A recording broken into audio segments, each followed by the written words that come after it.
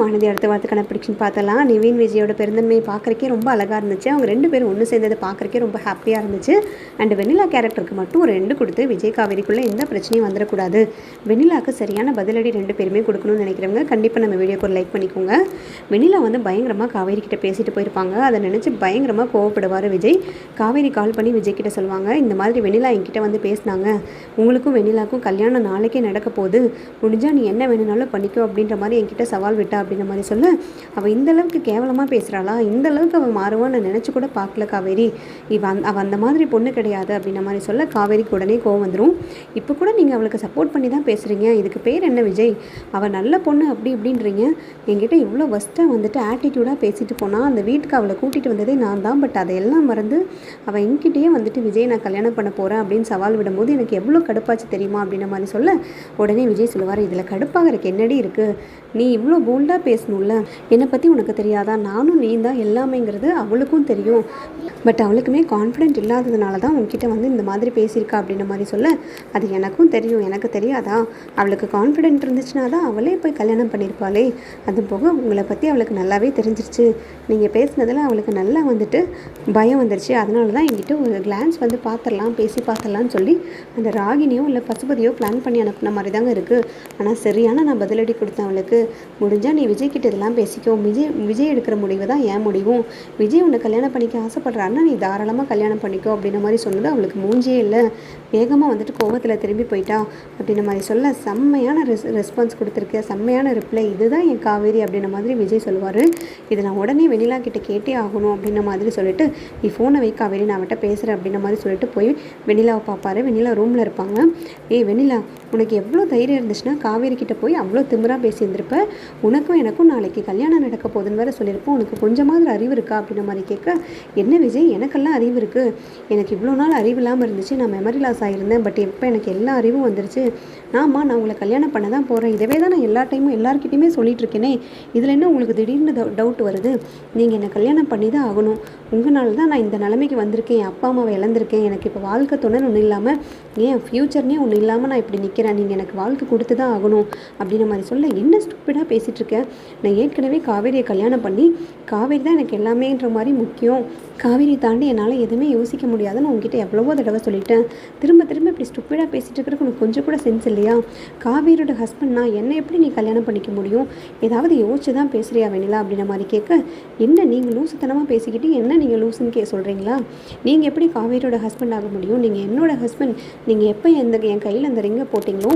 எப்போ நான் உங்களை லவ் பண்ண ஆரம்பிச்சினோ அன்றைக்கே நான் உங்களை என் ஹஸ்பண்டாக தான் நினச்சிட்ருக்கேன் அப்படின்ற மாதிரி சொல்ல, ராகினி உடனே உள்ளே வந்துடுவாங்க. ஏன் விஜய் இப்படிலாம் பேசுகிறீங்க, வெண்ணிலாவை பார்த்தா உங்களுக்கு பாவமாக தெரியலையா, அந்த பொண்ணு உங்ககிட்ட அப்படி என்ன கேட்குது, நீங்களும் காவேரியும் கான்ட்ராக்டில் தானே மேரேஜ் பண்ணியிருந்தீங்க, இப்போ கான்ட்ராக்ட் முடிஞ்சு காவேரியும் போயிட்டா, இப்போ வெண்ணிலாவை பார்த்தா உங்களுக்கு பாவமாக தெரியலையா, அவங்க அப்பா அம்மா யாருமே இல்லாமல் இப்படி ஒரு அனாதை மாதிரி நிற்கிறா, அதுக்கு காரணமே நீங்கள் தானே, நீங்கள் இப்படிலாம் பண்ணதுனால தானே வெண்ணிலாக்கு இந்த நிலைமை அப்படின்ற மாதிரி சொல்லு, இங்கே பாரு, இது எல்லாத்துக்கும் காரணம் நீயும் அப்பாவுன்னு எனக்கு நல்லாவே தெரியும், இதுக்கு மேலே உங்களோட கேம் ஏதாவது இங்கே ஸ்டார்ட் பண்ணணும், இல்லை எனக்கு ஏதாவது பிரச்சனை கொடுக்கணும்னு நினச்சிங்க, உள்ள தொலைச்சிட்டுவேன், உன் புருஷங்க அஜய் பின்னாடி இருந்து எல்லா ஐடியாவும் கொடுத்துட்டு எல்லா கீயும் கொடுத்துட்டு என்னை வந்து டோட்டலாக வந்து காலி பண்ணுறதுக்கான எல்லா பிளானும் அவன் உனக்கு கொடுத்துட்ருக்கானா, அவன்லாம் ஒரு மனுஷனே கிடையாது, அவன் மட்டும் என் கையில் கிடைச்சான், அந்த அன்பும் சரி அஜயும் சரி அவங்கெல்லாம் என் கையில் கிடைச்சாங்கன்னா அவ்வளோதான், அவங்கள என்ன பண்ணுவேனே தெரியாது, இவ்வளோ தூரம் அவங்களுக்காக எத்தனையும் கஷ்டப்பட்டு எல்லாமே அவங்கள நல்லபடியாக பார்த்துருந்துருக்கேன், எந்த நாளுமே எப்போவுமே வந்து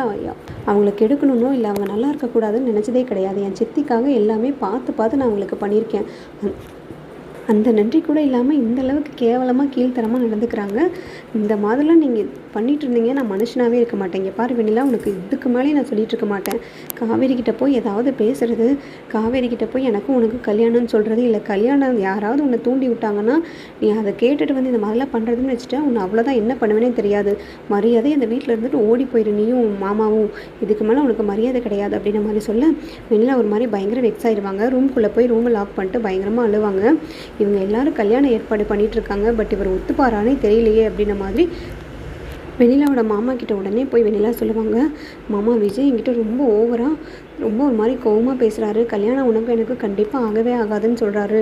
பட் அதெல்லாம் எனக்கு நம்புறாமா நம்ப வேண்டாமான்னு தெரியல. விஜய் என்னை நல்லா தான் லவ் பண்ணார், என் மேலே உயிராக இருந்தார். நான் இல்லாத ஒரு லைஃபே இல்லைன்னு எவ்வளவோ வாட்டி சொல்லியிருக்காரு. ஏன் நான் அவர் லைஃப்லேருந்து போனதுக்கப்புறம் எத்தனையோ வருஷம் என்னை பற்றி யோசிச்சு அவர் லைஃபே அவர் ஸ்பாயில் பண்ணியிருக்காரு. பட் ஏன் இப்படிலாம் அவர் மாறிட்டாருன்னு எனக்கு தெரியல. ஆனால் நீங்கள் எல்லோரும் சேர்ந்து கல்யாணம் ஏற்பாடு பண்ணுறது எனக்கு ஏதோ பயமாக இருக்குது அப்படின்ற மாதிரி சொல்ல, உடனே வெண்ணிலாவோட மாமா சொல்லுவார், நீ எதுக்கும் பயப்பட வேண்டாமா, பசுபதி எல்லாத்தையுமே பார்த்துக்கிறேன்னு சொல்லிட்டாரு. பசுபதி, அஜய், அன்பு இவங்க எல்லாரும் சேர்ந்து உனக்கும் விஜய்க்கும் கண்டிப்பாக கல்யாணம் பண்ணி வைப்பாங்க. அதில் எந்த விதமான டவுட்டும் கிடையாது.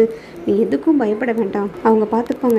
ஏதாவது இருந்தாலும் காவேரி இந்த கல்யாணத்தை தடுக்காமல் இருக்கிறதுக்கு காவேரிக்கு ஒரு சரியான பிளானும் போட்டு வச்சுருக்காங்க.